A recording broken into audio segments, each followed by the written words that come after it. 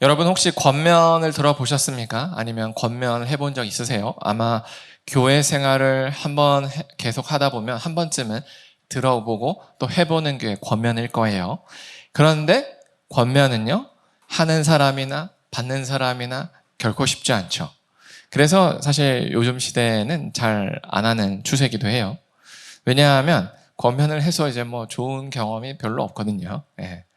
근데 성경은요, 권면을 하라고 이야기합니다. 그렇다면 도대체 이런 껄끄러운 그런 권면들을 왜 해야 될까? 그리고 한다면 도대체 어떻게 해야 성경적일까라는 질문을 할 수 있는데요. 그 답이 바로 오늘 본문에 있습니다. 그래서 오늘 설교 말씀을 잘 들어보시면요. 권면을 잘해서 교회를 바르게 세울 수 있는 방법을 아실 수 있을 겁니다. 사실 오늘 본문에 나온 바울도요, 그 권면 때문에 상당히 곤혹을 치렀습니다. 왜냐하면 바울이 진심으로 고린도 교회를 위해서 권면을 했는데 고린도 교회가 그 바울의 권면을 듣고 바울에게 등을 돌렸기 때문입니다. 그래서 이제 바울이 그 권면 후에 고린도 교회를 방문하려고 했으나 하지 않게 된 거예요. 그래서 우리가 저번 주에 나눴던 것처럼 2번이나 가려고 했는데 하지 안 간 겁니다. 그랬는데 또 크게 오해의 씨가 되어서 더 큰 오해를 불러일으킨 거죠. 그래서 바울이 그게 아니었다라고 해명을 한 게 우리가 이제 저번 주에 나눴던 내용인데, 바울이 여기에 더해서 다시 한번 내가 어떤 심정으로 그때 안 갔고 어떤 심정으로 그런 권면을 했는지를 설명하는 게 바로 오늘 본문인 거죠. 그래서 1절을 보면 바울이 이렇게 얘기해요. 내가 다시는 너희에게 근심 중에 나아가지 않기로 스스로 결심을 했어 라고 얘기한 거예요. 여기서 이제 보면은 바울이 적어도 한번 근심 중에 나아갔다라는 것을 알 수 있어요. 왜냐하면 다시는 이라는 단어를 썼기 때문이죠. 그래서 이때가 언젠가를 생각해 보면 바울이 고린도 교회를 개척했을 때는 뭐 근심으로 나아가지 않았겠죠? 그리고 멀리 에베소의 지역에 있다가 이제 고린도 전서를 보냈어요. 근데 디모데를 통해서 이 고린도 전서가 고린도 교인들에게 도움이 되지 못했다라는 이야기를 전해 듣게 됩니다. 그래서 그때 근심이 생겨서 불이 나게 고린도 교회로 급하게 가요. 그때를 바로 지금 전제에서 말하고 있는 거예요. 근데 그때 상당히 힘들었어요. 왜냐하면 바울을 고린도 교인들이 사도로 인정하지 않고 오히려 공개적으로 막 모욕을 줬기 때문이에요. 그래서 바울이 여기서 책상을 뒤엎고 그러지 않고 그냥 조용히 떠났습니다. 그리고 속으로 결심한 거예요. 1절처럼 내가 다시는 이렇게 근심 중에 이렇게 문제가 있을 때 찾아가지 않을 거야 라고 작정을 한 거예요. 그래서 뭘 했느냐, 편지를 쓰게 된 거예요. 근데 그 편지를 쓰게 된 이유를 얘기하는 이유가 바로 이거예요. 내가 너희를 만약에 이렇게 근심하게 한다면 내가 근심하게 한 자밖에 나를 기쁘게 할 자가 누구냐라고 얘기하는데 아마 여러분 이게 무슨 말인지 전혀 이해가 안 될 거예요. 왜냐하면 근심하게 한다면 이건 이해가 돼요. 그래, 내가 뭔가 이렇게 권면을 해서 저 사람들이 뭐 상처받고 뭐 속이 상하면 여기까지는 이해가 되죠. 근데 오히려 바울을 기쁘게 할 사람은 그 바울이 권면한 사람밖에 없지 않느냐라고 얘기하니까 이해가 안 되지만 여기 좀 내용이 생략되어 있는 거예요. 뭐냐면 내가 권면을 해서 그 사람이 회개하여 돌이켜서 그 사람이 회개하는 모습을 볼 때야 내가 기쁘지 않겠냐? 그런데 내가 괜히 너희한테 아무 이유 없이 권면을 해서 너희와 관계가 틀어지겠니? 라는 질문인 거예요. 그러니까 바울도 권면을 하면 힘들다라는 걸 알고 있다라는 거예요. 그러나 권면을 하지 않을 수가 없었다라는 것을 이후 본문에서 얘기를 해요. 왜냐? 내가 이같이 쓴 것은, 여기서 이같이 쓴 것은 고린도 후서가 아니라 고린도 후서 전에 보냈고 또 근심의 방문 후에 썼던 그 눈물의 편지라고 하는 그 편지를 의미합니다. 그때 바울은 고린도 교인들이 무엇을 잘못하고 있는지를 적었어요. 근데 이 적은 것으로 고린도 교인들이 상당히 낙심을 한 거예요. 그래서 왜 적었는지를 이렇게 써놓은 거죠. 내가 너희에게 다시 찾아갈 때에 마땅히 회개해서 나를 기쁘게 할 자가 있기를 원해서 썼어. 왜냐하면 내가 이렇게 너희를 권면하지 않으면, 편지로 권면하지 않으면 내가 또 갔을 때 회개해야 될 사람이 회개하지 않아서 내가 오히려 근심을 얻을까 염려되는 거야 라는 거예요. 그런데 왜 이렇게 했느냐? 바로 3절에 이 초록색 글씨에 써 있는 거예요. 너희 모두에 대한 나의 기쁨이 너희 모두의 기쁨이다. 이것도 알쏭달쏭한데 이 말이에요. 바울은 너희 모두가 말씀대로 잘 서 있기를 원해, 이거예요. 그게 내 기쁨이야. 그런데 너희도 말씀 가운데 잘 서 있기를 원하지, 이거예요. 그래서 너희 모두의 기쁨이 말씀 가운데 서 있기를 원해. 서로 우리가 같아. 그래서 내가 너에게 권면의 편지를 쓴 거야 라는 내용이 바로 3절인 거죠. 아시겠죠? 그래서 바울이 또 4절에서 얘기하는 게, 근데 얘들아 너희들 많이 힘든 거 알아. 근데 내가 그냥 쓴 거 아니야. 4절처럼 마음에 큰 눌림도 있었고 걱정도 있었어. 그래서 많은 눈물 가운데 썼어 라고 얘기하는 거예요. 그냥 막 열받아가지고 야 이놈들아 너희들은 지옥에 나가라 이렇게 한 게 아니라, 어떻게 하면 너희들이 정말로 바른 말씀 앞에 설까? 정말 그 큰 눌림과 걱정과 정말로 어떻게 해야 되지 막 기도하면서 눈물로 썼다, 이거야. 이걸 말하는 거예요. 그런데 이는 초록색이죠. 너희로 근심하려고 만든 게 아니라, 내가 의도적으로 너희를 막 좌절시키고 낙담시키고 상처받게 하려고 쓴 게 아니라, 오직 내가 너희를 향한 이 사랑이 얼마나 넘치는지, 내가 너희를 얼마나 사랑해서 너희의 신앙이 바로 서기를 얼마나 바라는지를 보여주기 위해서 쓴 거야 라고 얘기한 거예요. 바울이 이 눈물의 편지, 권면의 편지를 썼을 때 그 사람들을 상처 주려고 썼나요? 아니에요. 굉장히 신중하고 기도하면서 정말로 마음을 담아서 눈물로 썼어요. 그러면 그 결과가 어땠느냐? 바울의 예상과 다르게 고린도후서 7장 8절에 써 있어요. 그러므로 내가 내 편지를 쓴 걸 후회한다. 이렇게 후회한다. 너희를 근심하게 한 걸 후회한대요. 왜요? 아까 서두에 말한 것처럼 고린도 교인들이 다 상처받아서 바울에게 완전히 삐져 있었거든요. 그런데 지금은 후회하지 않는데요. 왜냐? 그 편지가 너희로 잠시만 근심하게 한 줄을 이제는 알기 때문이다라는 거예요. 이처럼 죄를 지적받는 건 아픕니다. 네. 죄를 지적받는 건 아파요. 심지어 거의 뭐 거룩의 끝판왕이다라고 하는 바울이 해도 아파요. 왜요? 이 진실한 권면은요, 그동안 우리가 외면했던 죄를 직면하게 만들기 때문이에요. 그래서 아픈 거예요. 그러나 오늘 바울이 얘기한 것처럼 진실한 권면은 잠시 아파요. 하지만 반드시 우리를 하나님 앞에 회개하게 하도록 이끌어 갑니다. 그래서 바울이 큰 눌림과 걱정과 눈물로 어쩔 수 없이 작성한 거예요.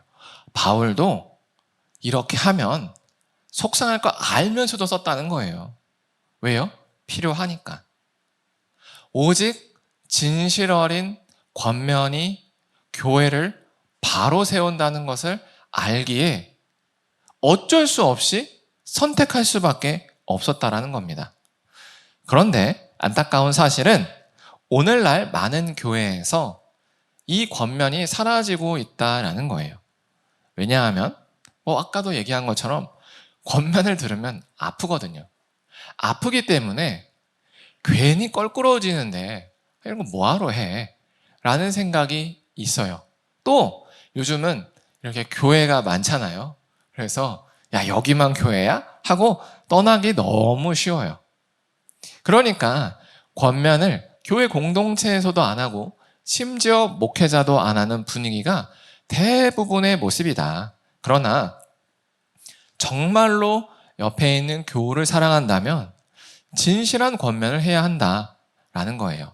왜냐하면 우리가 그 진실한 권면을 하지 않으면 오히려 그 사람이 더 죄의 길로 나아가기 때문에 그렇습니다.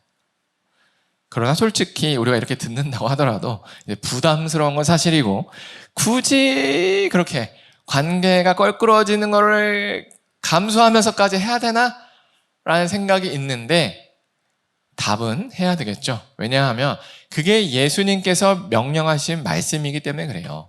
마태복음 18장 14절 15절을 보면 이렇게 나와 있어요. 이와 같이 이 작은 자 중에 하나라도 잃는 것은, 잃어버리는 것은 하늘에 계신 너희 아버지의 뜻이 아니다. 그래서 너의 형제가 죄를 범하거든 가서 너와 그 사람과만 상대하여 권고해라. 권고가 뭐예요? 권면하라는 거예요. 야, 너 잘못 가고 있어. 너 그러면 안 돼. 그러면 만일 그 형제가 들으면 너가 너의 형제를 얻는 거야. 잃어버리지 않는 거야. 라고 얘기하는 겁니다. 이게 마치 무슨 느낌이냐면 이런 거예요. 교회는 예수 그리스도의 몸이에요. 맞죠? 그래서 이 몸은 함께 서로 협력해야 됩니다. 그래서 우리가 길을 가다가 넘어져요. 넘어지면 손이 나서서 머리와 몸을 보호해줘요. 맞죠? 근데 손이 슉 피해서 머리와 몸을 꽝 박으면 더 큰 피해를 입는 거예요. 마치 우리 몸이, 이 교회가 그 중에 한 지체가 잘못 가면 온전한 지체가 나서서 그 지체를 더 영적인 위험으로 빠지지 않도록 보호해야 한다라는 거죠. 그게 바로 권면이라는 거예요. 그렇다면 권면을 어떻게 해야 될까요? 우리가 여기 권면할 때 반드시 주의해야 할 점이 있는데 권면을 한다는 명분으로 내가 그동안 쌓였던 감정을 그냥 풀어내면 안 됩니다. 특별히 가까운 사이에서 권면을 할 때 그렇게 되게 쉬워요. 야, 내가 너를 진짜 위해서 하는 말인데 하면서 정말로 그 사람에게 해야 될 말은 상관없이 야, 네가 말이야 옛날에 나한테 어떻게 했는지 알아 하면서 자기의 그 원한을 풀어내는 것을 권면으로 사용하는 경우가 있는데 그러면 안 된다. 왜냐하면 예수님께서 이렇게 얘기하셨어요. 권면을 하려면 먼저 네가 그 권면의 내용으로부터 바른 모습이 있어야 한다라고 얘기했어요. 그게 바로 마태복음 7장 5절인데요. 외식하는 자요. 외식이 뭘까요?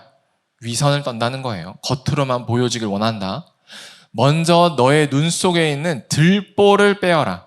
먼저 네 눈 속에 있는 그 들보, 너부터 잘하라 이거야. 너부터 잘해라. 그 후에야 밝히 보고 형제 눈 속에 있는 티를 빼라. 들보와 티 중에 들보가 훨씬 크죠. 들보는 이런 거고 티는 먼지거든요. 그래서 먼저 네가 하나님 앞에 바른 모습이 된 뒤에야 그 다음 형제의 모습을 권면해라 라는 얘기예요. 그리고 이렇게 자기의 모습을 잘 준비한 상태에서 그리고 고민하는 거예요. 정말로 내가 이 권면을 했을 때 껄끄러워질 것인데 이런 껄끄러워짐을 감수하면서까지 이 말을 꼭 해야 되는 건가 안 해야 되는가를 곱씹어 봐야 됩니다. 곱씹고 또 곱씹어요. 왜냐? 우리가 감정으로 즉흥적으로 하게 될 가능성이 크거든요. 그냥 열받은 거예요, 저 사람이. 열받으니까 마음에 안 드니까 한 소리 하고 싶은 거예요. 그러니까 인내하지 아니하고 그냥 쏴 붙이는 걸 권면이라고 착각할 수 있는 거예요. 하지만 그것은 권면이 아니다라는 거죠. 곱씹어야 돼요. 정말로 그래야 하는가. 그리고 하나님께 기도해야 되는 거예요. 적당한 때를 허락해 달라고. 그러면 정말로 그렇게 기도 가운데 이 말을 해야 되는지 안 해야 되는지 바울처럼 큰 눌림과 걱정으로 시간을 보내다 보면 자연스럽게 그 때가 옵니다. 그러면 그때는 용기를 가지고 해야 돼요. 그리고 그 사람의 마음을 잘 헤아려 가면서 얘기를 전해야 됩니다. 그래도 100이면 100 아파해서 이제 반응을 보이죠. 처음엔 부정하거나 심지어 어떨 때는 공격하기까지도 해요. 그래서 권면은 참 조심스럽고 어려우나 우리는 해야 한다라는 거예요. 왜냐하면 그게 바로 교회를 세우는 방법이고 옆에 있는 교우를 더 영적인 위기에 빠지지 않도록 도울 수 있는 방법이기 때문에 그렇습니다.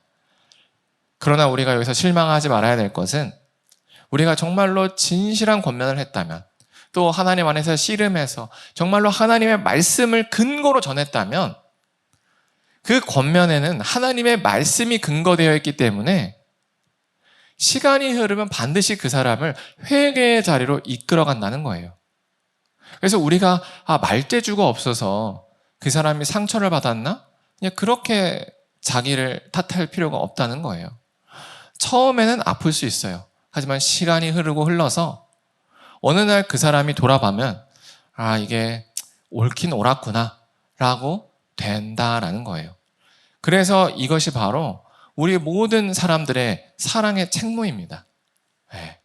껄끄러운 것이 있죠. 오늘 바울도 그런 껄끄러움을 알았지만 이 고린도 교인들이 그릇되게 가는 것보다는 이것이 더 낫겠다라고 해서 그 권면이란 처방을 내렸던 거죠. 그래서 우리도 이와 같이 우리 옆에 있는 사람들, 또 가족, 같이 영적으로 교제하는 지인들에 대한 그 영적 책임과 사랑의 책무를 등한히 하지 않았으면 좋겠습니다. 그런데 만약에 또 이런 경우가 있죠. 이 권면을 해야 될 대상이 개인의 삶만 망치는 게 아니라 우리에게 어떤 피해를 직접적으로 주고 있다면 어떻게 해야 되는가? 그러면은 이제 감정이 쌓이죠. 그럴 때가 이제 문제인데요. 그거에 대해서 바울이 5절부터 8절까지 얘기해 줍니다. 그래서 5절을 보면 이렇습니다.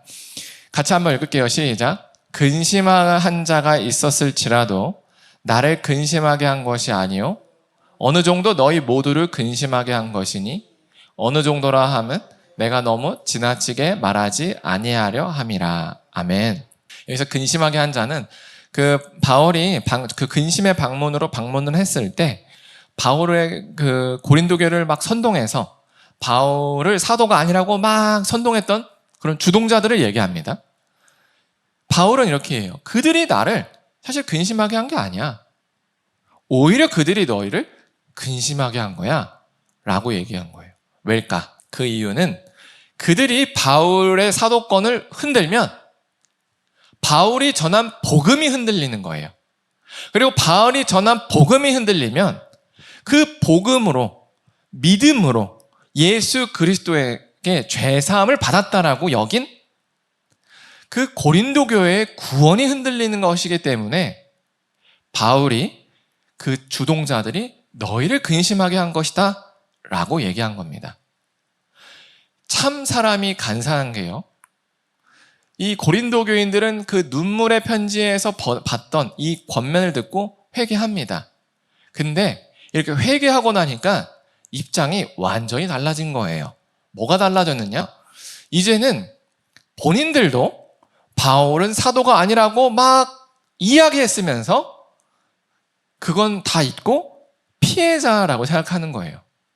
그래서 저 주동자들을 마녀 사냥을 했던 겁니다. 그게 지금 고린도 교인의 상황이었어요. 야, 이거 우리 왜 이렇게 권면을 당해야 돼? 야, 이거 다 쟤 때문이야, 쟤. 야, 쟤 그냥 어떻게 할까? 야, 출교시켜. 해서 이제 정말 출교됐어요. 예. 그래서 이제 쟤는 영원토록 지옥의 땔감이 되거라. 이렇게 된 겁니다. 그래서 바울이 어느 정도 너희에게 근심하게 한 것이다라고 수위를 낮춘 거예요. 왜냐하면 이미 고린도 교인들은 우린 너무 막심한 피해를 봐서 절대로 용서할 수 없어. 절대로 용서할 수 없어 라고 마음을 결의했기 때문에 그래요. 그래서 바울이 오히려 이렇게 얘기하는 거예요. 그래, 그런 주동자들, 이런 사람들은 많은 사람에게 벌을 받는 게 마땅해. 그러나 너희는 차라리 그를 용서하고 위로해야 돼. 왜? 그도 구원받아야 될 사람인데 너무 많은 근심에 잠겨서 아예 믿음을 잃어버릴까 두렵기 때문에 그래 라고 바울이 얘기하는 겁니다. 그러므로 고린도 교인들에게 이렇게 얘기해요. 사랑으로 그들에게 나타내라. 사랑으로 그들을 품어라 라고 얘기하는 겁니다. 왜냐하면 하나님께서 이런 식으로 교회를 통해서 누군가에게 징계하는 이유는 그냥 그 징계 자체로 속이 후련하기 위해서가 아니라 징계 후에 회개하여 회복되기를 원하기 때문에 그런 거예요. 징계 자체의 목적이 있는 게 아니라 징계 후에 회개하고 회복되기 위해서 징계를 준다는 거예요. 그래서 교회도 뭘 알아야 되느냐. 죄인을 그냥 징계하는 데 목적을 두는 게 아니라 징계했으면 그들이 돌아올 수 있는 길을 열어놔야 된다는 거예요. 그래서 우리도 만약에 이렇게 교회 생활을 하다가 공동체에게 해를 끼치는 사람이 있어서 권면과 같은 징계를 한 거예요. 공동체적으로 결의를 해서 야, 너 이렇게 하면은 함께 하기 어렵다라고 이렇게 강한 경고를 날렸다고 해봅시다. 근데 그 사람이 거부하고 떠난 거예요. 그러면 어쩌면 우리는 계속 그 사람이 이제 분란을 일으켰기 때문에 아휴, 알턴니가 빠져서 속이 후련하다 할 수 있어요. 그러나 거기서 끝나면 안 된다는 거예요.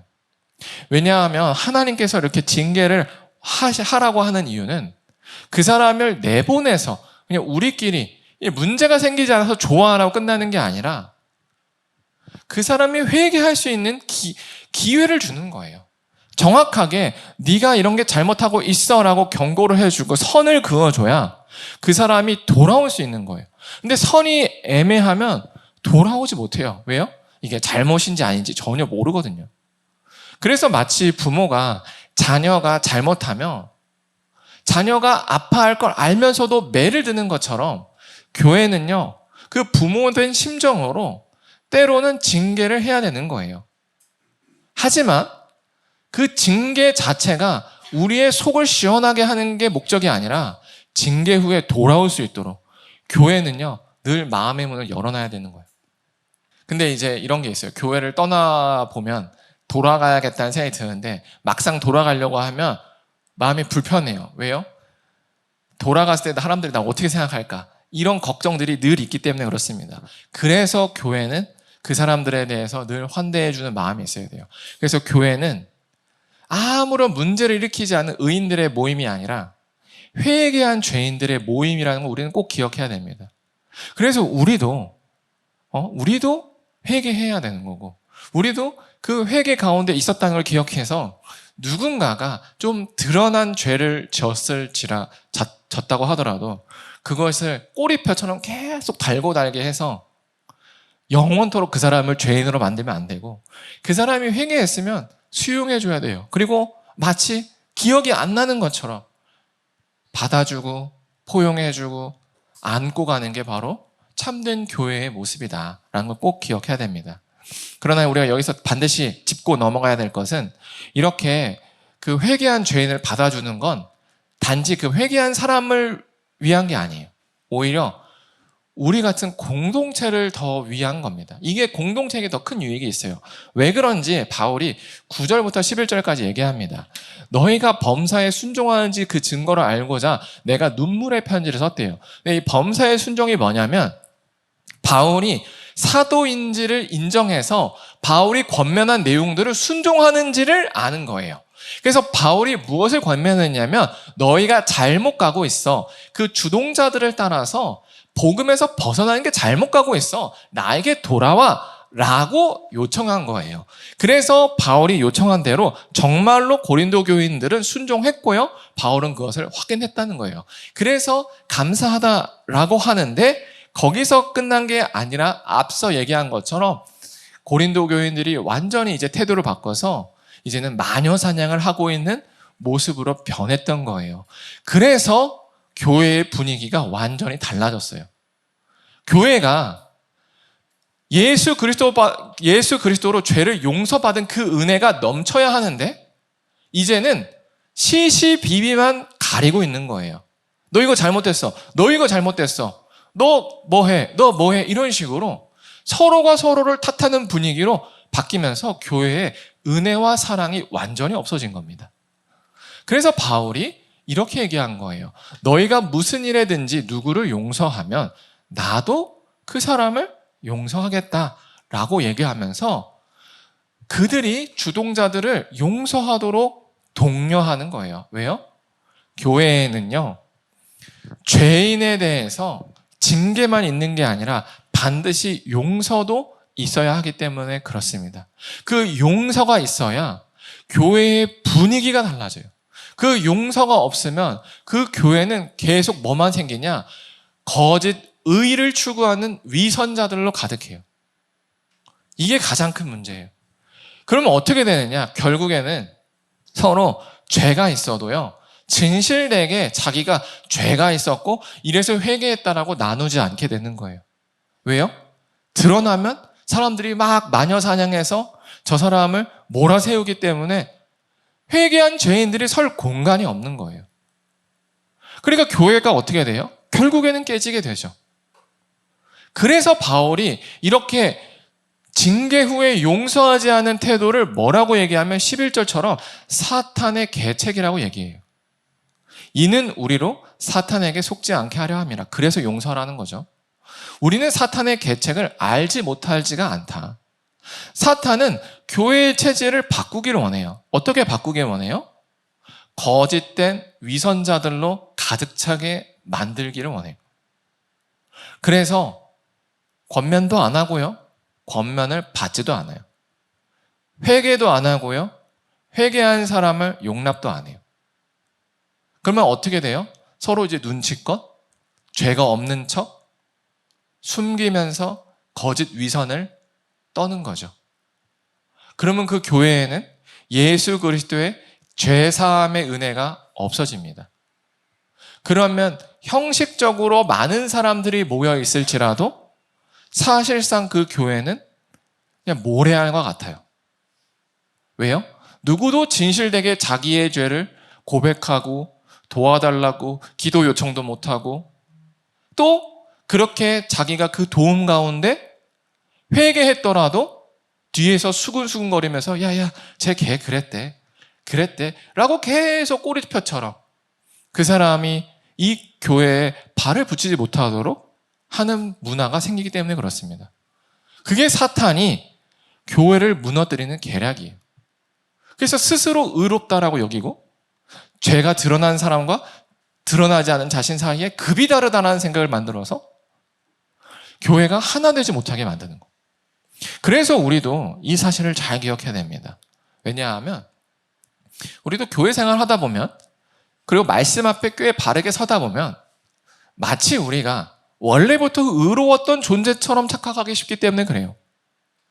그러나 우리도 죄를 용서받은 죄인이에요. 그래서 다른 사람이 회개했으면 그 사람도 나와 같이 이제 용서받아야 할 시기가 온 거지 그 사람과 나 사이에 어떤 급이 다르지 않다라는 겁니다. 그래서 우리가 회개한 죄인을 용서하고 받아들이는 게 교회를 무너뜨리려고 하는 사탄에 대한 최고의 반격이라는 사실을 꼭 기억해야 됩니다. 그래서 우리가 이 교회에서 예수 그리스도의 그 죄사함의 은혜가 넘치도록 우리 스스로 늘 깨어서 유지해야 됩니다. 안 그러면 나는 아무런 죄가 없는 것처럼 그냥 버젓이 교회 생활하면서 사실은 속으로는 망가지고 있는 그런 모습이 있을 수 있다라는 거예요. 그래서 교회를 바르게 세우려면 언제나 이 징계와 용서가 늘 공존해야 됩니다. 징계와 용서.